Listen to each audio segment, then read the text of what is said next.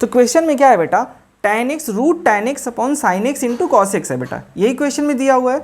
तो हम क्या कर सकते हैं, मान लीजिए हमने यहाँ पर इस क्वेश्चन को सोल्व करने के लिए, ठीक है, यहाँ पे ध्यान से देखो बेटा, अगर हम cos x को ऊपर नीचे डिवाइड कर देते हैं, ठीक है, चलिए हम एक बार देखते हैं बेटा। हमने मान लिया ये रूट tan x है, इसको साइड रहने दो, जो है पहले उसको तो रहने दो बेटा। अब हमने क्या किया कि हमने cos x ऊपर यहाँ पर लिख दिया, और सेम हमने cos x यहाँ पर न्यूमरेटर और डिनोमिनेटर cos x से हमने डिवाइड कर दिया, ठीक है, न्यूमरेटर डिनोमिनेटर cos x से हमने डिवाइड कर दिया। अब क्या होगा बेटा, यहाँ पर अगर ध्यान से देखेंगे तो रूट tan x है, ठीक है, और रूट tan x और ये वाला cos x क्या हो गया, cos x, तो cos x into cos x हम एज इट ही लिख देते हैं। पहले सिंगल स्टेप करता हूँ बेटा, अगर tan x into cos x है, ठीक है, अब ये sin x इंटू क्या होगा, sin x into cos square x हो जाएगा, यहाँ तक ठीक है, क्या हो जाएगा, कॉस स्क्वायर एक्स हो जाएगा। अब कॉस स्क्वायर एक्स, ये वाला cos x को हम इधर नीचे ले आते हैं, तो अगर ये cos x को हम नीचे लाते हैं बेटा, तो हम इसको ऐसे लिख सकते हैं, root tan x dx upon sine x into cos square x. ये cos x को नीचे ले लिया मैंने, क्या किया मैंने, ये cos x जो ऊपर था उसको अपॉन में लेते, ये ऊपर ऊपर ही चला जाएगा, ठीक है बेटा, यहाँ तक तो क्लियर है। अब ध्यान से देखो बेटा, तो अब हमें क्या करना होगा, ये sin x cos x, ये 1 अपॉन कॉस स्क्वायर एक्स क्या हो जाएगा, सेक स्क्वायर एक्स हो जाएगा।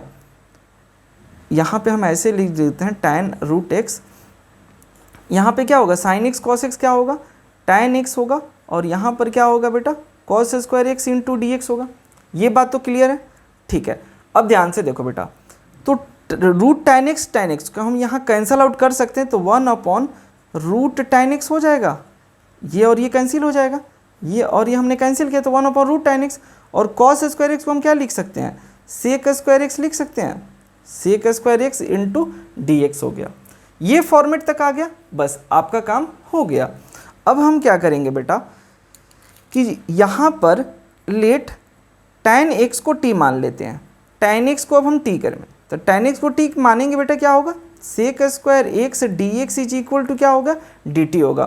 तो अगर आप ध्यान से देख पा रहे हैं तो ये वाला टर्म dt हो गया, ठीक है, तो यहाँ पर ये वाला ऊपर dt हो गया, और नीचे क्या हो गया, t के पावर 1 अपॉन 2, t के पावर क्या हो जाएगा, 1 अपॉन 2।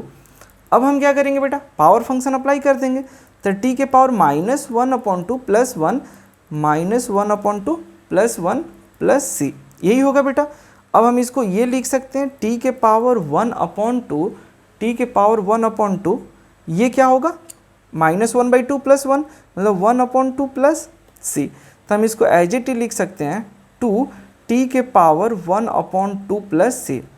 और t की वैल्यू क्या है बेटा, t हमने क्या माना है, t हमने माना tan x को, तो हम लिख सकते हैं 2 इंटू tan x के होल पावर 1 अपॉन 2 प्लस सी, ठीक है, या इसको रूट के अंदर भी रख सकते हैं। तो हमारा फाइनल आंसर क्या आ गया, 2 tan x के पावर 1 अपॉन 2 प्लस सी।